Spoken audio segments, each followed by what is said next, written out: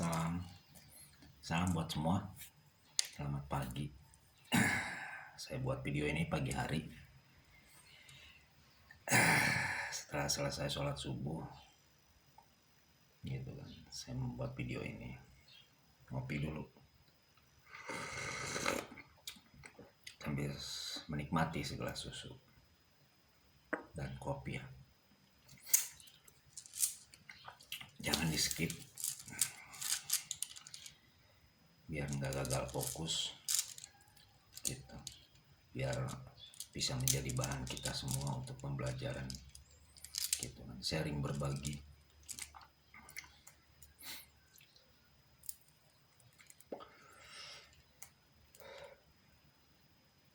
Ini kisah gua bareng istri gua. Kalau dulu ada yang namanya diare ya, ditulis.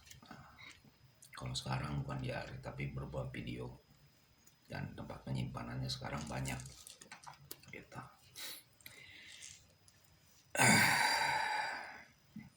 Gue mau cerita sedikit gitu, jangan di skip gitu kan, jangan di skip atau diloncat, biar kita bareng-bareng menyimak hidup ini gitu kan, cerita ini. Ini ada di hari gue, cerita gue bareng dengan istri gue. Oke, kita mulai ya. Sebelum kita mulai, kita nguyup kopi dulu. Dulu masa-masa gue di atas, masa-masa gue jaya, masa-masa gue senang, masa-masa gue jaya. Kenal dengan istri gue itu di handphone ya, kalau nggak salah namanya itu WeChat ya. Kita janjian ketemu di suatu tempat ya, kita ketemuan dan di situ terjadilah satu hubungan bersama dengan istri saya.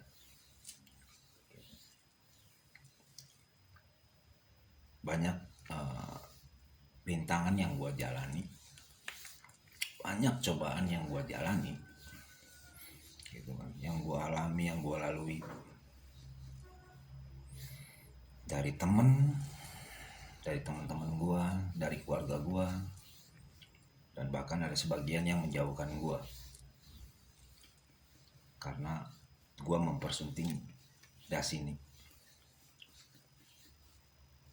Bahkan bos gue bilang juga, banyak yang bilang kayak gak ada wanita lain lagi aja. Tapi gue pengen tahu, gue bisa bertahan atau mereka semua diam. Oke, ceritanya gue sudah bersatu dengan das ini sampai pada suatu saat usaha gue jatuh. Nah, sebelum usaha gue jatuh, gue nggak terlalu banyak mikir apa-apa gitu. Yang gue pikirin itu bini gue makan, bini gue senang, makan di mana saja, bantu temen, ngajak makan temen, tanpa gue nggak mikirin kedepannya gimana dengan istri gue, bahkan dengan keluarga gue, dengan orang tua gue nggak mikirin.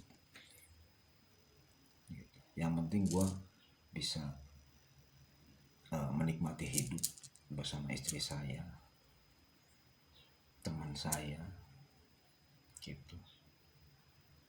Kalau ngirim ke anak ya gue suka ngirim ke anak, ke orang tua pun gue suka ngirim, walaupun gue nggak pernah bilang sama bini gue, tapi bini gue tahu gue suka ngomong juga. Dan pada saat itu gue selalu mementingkan kebutuhan gue sendiri tanpa gue mementingkan kepentingan bini gue. Dan betul gitu kan, gue nggak mikirin apa-apa. Dan pada satu saat usaha gue hancur, jatuh, gue pulang ke Indramayu sama bini gue. Waktu itu sisa uang kalau nggak salah kurang lebihnya 200 ya, 200. Nah kemudian uh, gue ditolong sama Om Sam Karawang ya, breaker, dia breaker juga, karena gue juga breaker. Gue breaker nih, gue breaker.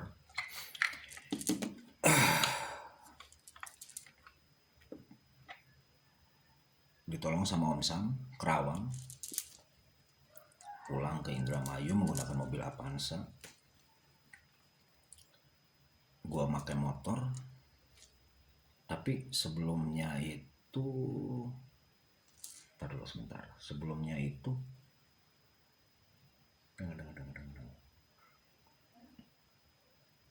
kalau nggak salah mau pindahin motor gue ditilang ya, motor gue ditilang. Akhirnya gue nggak pakai motor tuh, gue ada duit cuma 200. Mau berangkat pindahan, motor gue ditilang dulu sama polisi, diamankan. Akhirnya gue balik lagi, nggak jadi. Akhirnya gue mau kesana bareng dengan das ini gitu kan, untuk beberes rumah ya, beberes rumah gitu. Nah das ini naik mobil gue ini, alhamdulillahnya Om Sam tidak menerima uang dari gue. Jadi sisa duit gue itu adalah 200.000. Dan ada banyak sisa barang yang belum keangkut. Akhirnya gue balik lagi sambil nebus motor ya 150. Balik lagi gue ke Subang sambil jemput anak gue. Itu sebelumnya gue jatuh sakit. Itu juga sih sudah sakit gitu kan, sudah sakit, cuman gue nggak rasa gitu. Akhirnya gue ke Subang dengan das ini sambil bawa anak gue yang paling kecil. Itu dengan sisa uang 20.000. Bahkan gue pinjem uang buat beli bensin itu dari anak gue 15.000. Alhamdulillah gitu kan. Dan setelah Lebaran gue jatuh sakit, kalau nggak salah ya gue jatuh sakit stroke nih, stroke-nya hampir stroke lah, gejala stroke ringan, stroke udah stroke. Cuman gue belum terlalu parah sih gitu kan. Nggak ada kerjaan gue di Indramayu, gue diam di rumah mertua, di orang tuanya das ini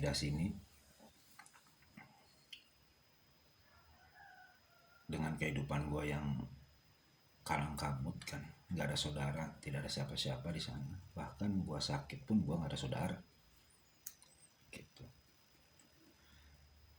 Akhirnya gue baca-baca tuh di internet,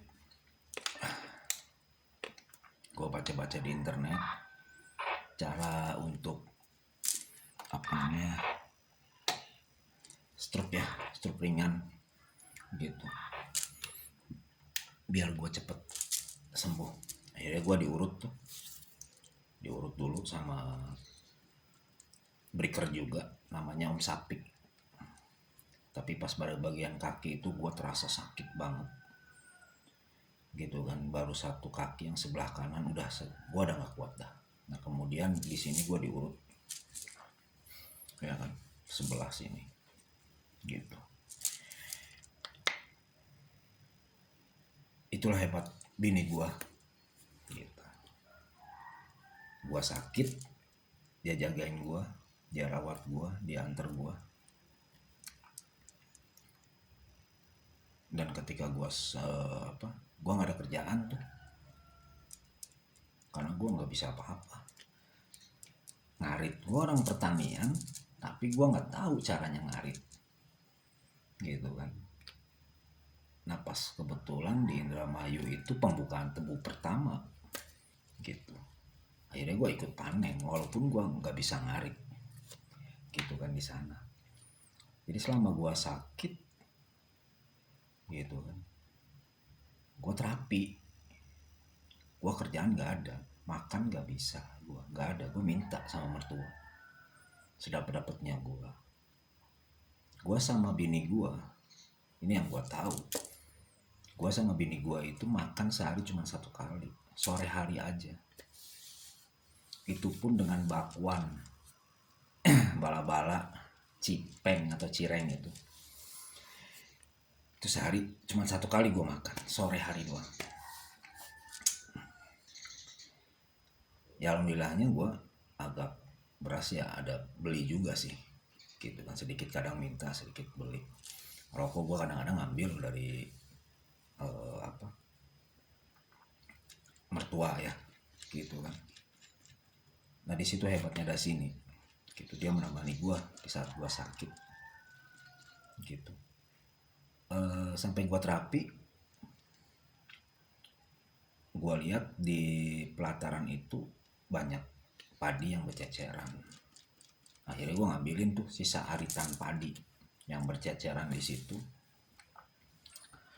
Dari aritan sisa padi yang berceceran di situ gue ambil sama gue kumpulin sambil gue terapi, Nah itulah kerjaan gue, yaitu gegemet. Kalau gegemet apa namanya, remi ya, remi apa remi itu, gue di situ gue ambil remi. Nah ketika gue ambil remi, gue jual padinya itu buat makan gue. Nah sampai suatu saat itu tahun 2016 ya, 2017 gue balik. Pada itu saat itu gue sangat benar-benar susah gitu. Gue nggak tahu harus gimana, jalan apa yang gue ambil. Kerjaan gue nggak bisa. Kalau gue di Sukama di Subang mungkin gue bisa ngojek atau yang lainnya gitu. Tapi gue di Indramayu itu gue nggak bisa apa-apa gitu. Yang gue bisa cuma remi aja. Dan pada suatu saat gue butuh rokok, gue pinjem sama teman gue yang di Indramayu juga ya, baru kenal. Gue nggak dikasih, gue disuruh nunggu tapi dia nggak datang. Gue pinjem cuma 5.000 asal bisa ngopi dan ngerokok 2 batang. Gue nungguin sampai malam, akhirnya ya kepaksa gue ngambil yang punya mertua. Dari sini tetep gitu. Sampai-sampai gue nggak tahan hidup seperti itu. Makan sehari cuma 1 kali dengan bala-bala sambal goang, gue nggak tahan gitu. Soalnya gue susah-susah gue gitu, gue nggak pernah makan seperti itu gitu.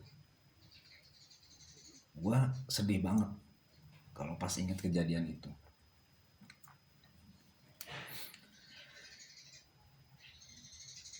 Akhirnya gue bertemu sama yang kenal dengan namanya Krama.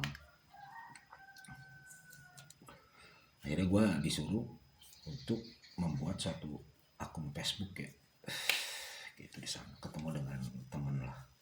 Jadi gue diajarin di sana banyak pengajaran. Dasini sangat tangguh buat gue.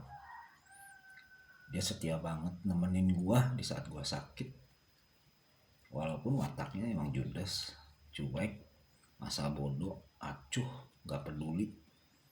Tapi gue salut di saat gue sakit.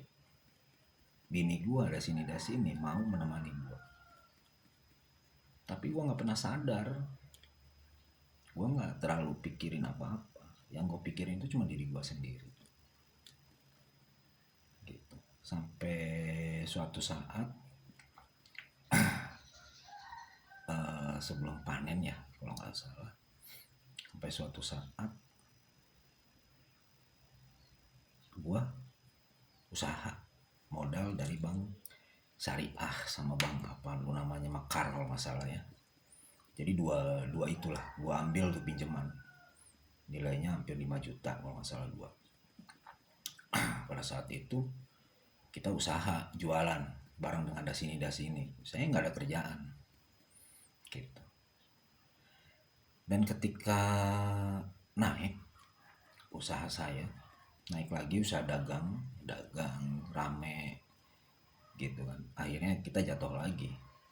Nah pas jatuh lagi di situ gua bingung mau bayarnya pakai apa, sedangkan itu 2 minggu sekali kan, 2 minggu sekali kita harus bayar, jadi hitungannya seminggu sekali gua harus ada duit. Terus gua otomatis gua jual gitu kan, perabot gua, laptop semua in focus, perabot gua yang berharga itu gua jual, termasuk handphone pun gua jual, semua gua jual untuk menutupi utang tersebut, utang bank mingguan ya, bank syariah atau bank mekar gitu. Dan gue nyaman aja, kehilangan sih kehilangan, cuman gue nyaman gitu. Gue sayang juga sama dia gitu, sama gue selalu dibuat susah dari dulu, selalu diajak susah dari dulu gitu kan. Nah sampai suatu saat di Indramayu, di Amis, panen, kalau nggak salah panen ya, panen.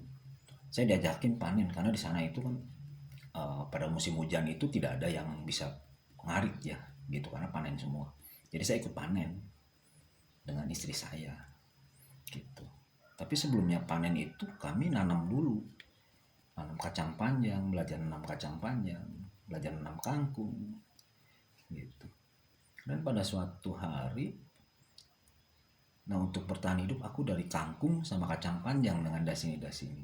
Dan pada satu hari panen padi panen, nggak ada yang arit. Akhirnya mau nggak mau kan, yang punya sawah nyuruh orang yang tidak berpengalaman seperti saya.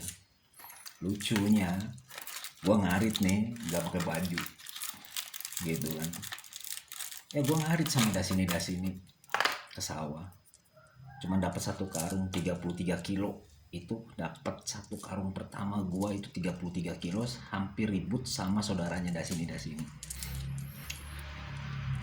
Nah di situ untuk melunasi hutang gua ke syariah dan ke bank mekar, emok namanya itu ya.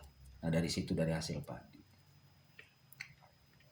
dari hasil gua panen gitu kan, sampai ribut dengan tetangga gitu. Dan hasil panen pun saya kasihkan ke das ini. Saya hanya bisa minta sekian buat pegangan saya. Jadi setiap hasil panen itu ya saya kasihkan ke das ini. Dan sampai akhirnya jatuh terus, saya jatuh bangun naik, jatuh lagi naik, jatuh lagi bersama das ini. Istri gue memang tangguh banget, dia tahan, walaupun sebenarnya dia nggak tahan. Aku pernah bilang gitu kan, kita sering ribut. Ketika aku susah, kita nggak punya uang, kita lari ke Subang berdua, jual barang ya seperti mau ngemis aja gitu, jual barang, jual handphone, pinjam uang gitu. Tapi alhamdulillahnya di Amis gue nggak punya utang, gue cuma punya utang satu sama Bitati doang yang belum gue bayar, tapi nanti gue bayar gitu. Itu nggak gede, di bawah 100.000. Di sana nggak ada gue saudara, sampai akhirnya gue bisa membuka semua. Dan gue belajar tentang internet digital marketing di Amis, otodidak, belajar sendiri, bahkan gak ada yang mau rekrut gue kerja di sana. Disitulah kebangun gue harus bisa gitu. Nah, pada suatu hari panen, akhirnya gue mahir tuh sama das ini, gue ngari terus gitu, sama das ini gue ngari panas-panasan ngebon, walaupun hasil nggak seberapa, hilang motor satu, ngebon semangka, udah itu ego gue tinggi, Padahal gue bukan petani, cuman gue pengen nyobain petani. Gue cuman penyuluh pertanian, penjual obat. Tapi gue di sana belajar bertani, gue pengen bisa. Gitu. Tapi das ini menemani gue luar biasa banget. Gitu.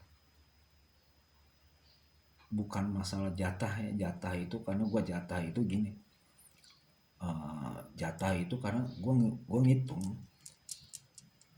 Oh besok nanti gimana nih kalau gue nggak punya duit, gitu kan. Gue nggak umpet-umpetan, gue dapet duit sekian, cuman gue kasih ke dia. Gitu. Dia tahu, gitu. Dia tahu. Dan ketika gaji gue tahu ya dia tahu. Modal, ayo.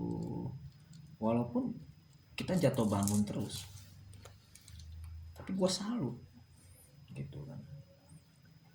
Sampai suatu saat gue pengen banget gitu kan wujudin impian-impiannya dia, gitu. Akhirnya gue tulis di tembok.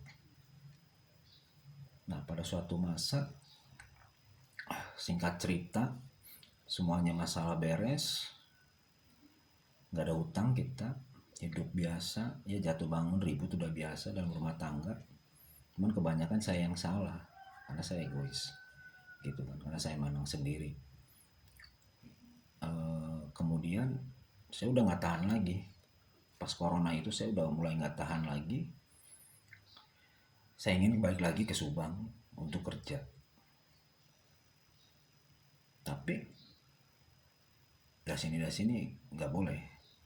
Jangan ya katanya. Nanti mau tinggalnya di mana? Kan kontrak lagi. Seperti itu. Das ini mengingatkan saya. Udah mendingan sedapat uangnya di Indramayu, di Amis. Ya udah. Jadi saya ikutin gitu kan. Ya yang saya bisa itu cuma itu doang. Akhirnya saya belajar wifi dari Angga Wifi, dan saya buka bantu temen untuk usaha wifi di Desa Loyang. Walaupun saya nggak sesuai dengan bayaran, tapi saya tidak masalah. Yang penting saya pulang bawa uang. Dan di bengkel seminggu saya pulang nggak bawa uang. Tapi alhamdulillahnya dari sini nggak pernah nyewa. Alhamdulillahnya, gitu kan. Sebenarnya memang kalau saya tahu paham, karena saya pulang nggak bawa uang, makan tinggal makan, gitu. Tapi saya sayang sama dia. Sampai suatu masa kita lagi dagang soto lagi kan, Om Chandra, teman breaker saya bilang ke saya, ngebreak lagi Kil katanya, gitu. Dan pada akhirnya saya ngebreak lagi. Nah terus sebelum ngebreak itu ada hinaan yang ditujukan kepada kita, dan das ini pengen pergi dari Desa Amis, gitu kan. Oke, saya jawab, kita mau pergi kemana? Sedangkan kita belum punya apa-apa. Dan pada suatu saat dengan Om Chandra tersebut kenal dengan Om Jul, akhirnya kita pindah ke Subang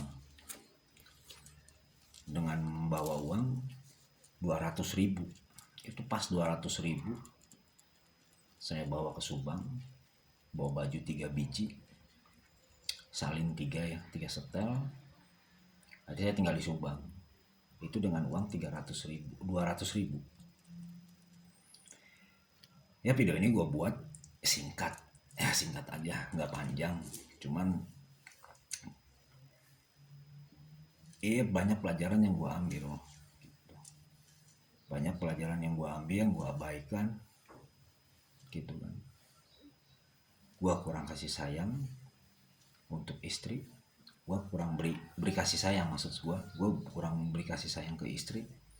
Yang selalu istri itu gue anggap ya misalkan seperti gimana ya, bukan gue anggap, tapi gue nggak menghargai bini gue, selalu gue abaikan, gitu. Tapi di pikiran gue ada, gue mau bahagiain dia, gue mau nyenangin dia, ada di pikiran, gitu. Tapi gue selalu egois dengan pikiran gue sendiri. Bahkan seperti kemarin saya beli ini, gitu. Akhirnya gue di Subang,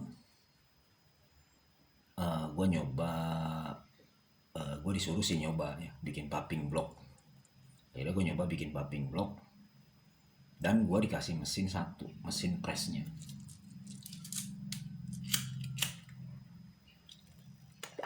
Gue dikasih modal, kalau di total sampai sekarang itu kisaran udah 30 lebih ya. Gue 30 lebih. Nah kemudian gue usaha WIPI. Nah dari gua awal datang ke Subang, 8 bulan gua di Subang, dari yang istilahnya 200.000 gua irit-irit makan, bahkan pengen makan enak pun gua nggak bisa. Harus nunggu dulu gitu. Gua 8. Nah setelah ada mesin, kemudian gua kerjasama dengan kepala desa di sini ngebangun wifi gitu kan. Nah itu udah masa-masa mulai naik nih gitu kan. Popping block terhenti. Kenapa terhenti? Karena tidak ada air di sini, jadi saya jalanin wifi kan gitu. Coba kalau popping block jalan, wifi jalan, enak gitu kan. Gue terhenti gitu. Kemudian gue ada masalah. Sekarang nih gue ada masalah gitu. Kenapa gue ngasih ke dia di jatah sekian gitu kan? Karena gue mikir itu bukan seperti yang kalian kira gitu. Gue berpikir nanti gimana gitu kan, sedangkan gue seperti ini, gue megang uang bukan uang gue gitu kan. Nanti gimana ke depannya, gue bisa makan nggak, sedangkan di sini gue nggak ada saudara gitu kan, nggak ada saudara, nggak ada siapa-siapa, yang ada cuman istilahnya breaker dan tetangga yang baru gitu kan, rekan-rekan saudara baru di sini gitu, breaker. Gue takut gitu. Pada suatu malam gue mau melakukan sesuatu, gue kaget uang nggak ada. Ketika uang nggak ada, uang itu ada, uang aslinya ada, cuman gue di ATM yang satunya gue salah masukin ke ATM tersebut, gue masukin ke kartu tani gitu kan. Nah gue sisain, gue di situ ada 100 ribuan lebih, cuman gue waktu itu kaget, gue wah uang kemana. Saya nanya ke isi saya, uang dipindah, kata saya bilang gitu. Nah transfer lagi dong 50, aku bilang seperti itu. Nah kemudian ya terjadilah gitu kan, masalah kecil gitu tapi besar jadinya gitu. Nah itulah, gua di situ gua terlalu emosi, gua nggak pikir panjang, gua nggak nahan dia, gua terlalu emosi banget, itu asli. Gua salut dengan dasini gitu. Bukan masalahnya gua nggak takut kehilangan dia, bukan masalah dia bisa dibawa susah, bukan, tapi di mana gua lagi sakit, ini yang penting. Di mana gua lagi sakit, dia menemani gua. Itu yang gua ambil sekarang. Bukan masalah di permasalahannya, tapi ketika gua sakit dulu tahun 2017, dia setia menemani gua. Bahkan dia sakit, dia nggak pernah merasakan dia sakit. Itu yang gua ambil. Mungkin banyak orang yang bilang, wah lu ditinggal pergi begini-begini, apa bini lu nggak diizinin kerja begini-begini, lu udah aja begini-begini gitu. Awalnya ya gue ikutin, tapi ketika gue minta jawaban dari Gusti Allah, coba gue minta jawaban dari Gusti Allah, ketemu. Akhirnya pikiran gue dibuka. Ketika pikiran gue dibuka, gue ingat dengan satu kejadian, bahwa dasini mau menemani gue sewaktu gue sakit. Dasini mau menemani gue sakit dan tidak meninggalkan gue sakit. perjuangannya luar biasa. Ketika susah kita berjuang bareng bersama-sama untuk mencari uang. Rela motor-motoran, angin-anginan, hujan-hujanan bersama saya untuk membereskan satu masalah. Dulu seperti itu. Kita susah, tapi kita membereskan masalah itu bersama-sama, menuntaskan itu bersama-sama. Cuma pada satu kemarin itu, kejadian kemarin, saya tidak membereskannya. Jadi saya terlalu cepat ambil kesimpulan, gitu kan. Dia ingin bekerja, pengen punya uang sendiri. Nah itu akibat dari saya yang salah, tidak mempercayakan dia untuk pegang uang. Padahal dia sangat luar biasa buat saya. Ya, sekarang dia jauh dari gua, tapi gua sangat sayang sama dia. Entah kedepannya akan seperti apa, tapi gue berharap dia balik lagi ke gue.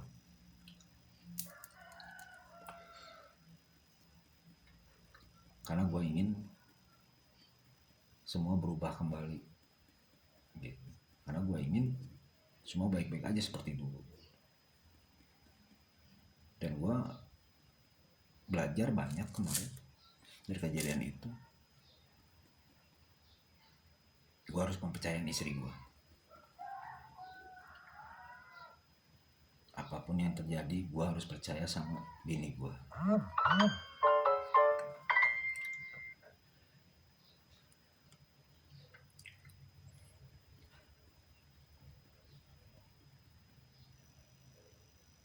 Gitu. Gue sayang sama bini gue. Gue cinta sama bini gue. Sekarang gue serahin semuanya sama tangan Tuhan. Gue percayakan kepada Tuhan. Apapun yang dia lakuin, yang penting terbaik buat dia, gue ikut. Karena semua manusia punya salah, punya hilaf gitu. Tapi harapan gue pengen dia balik bersama lagi sama gue.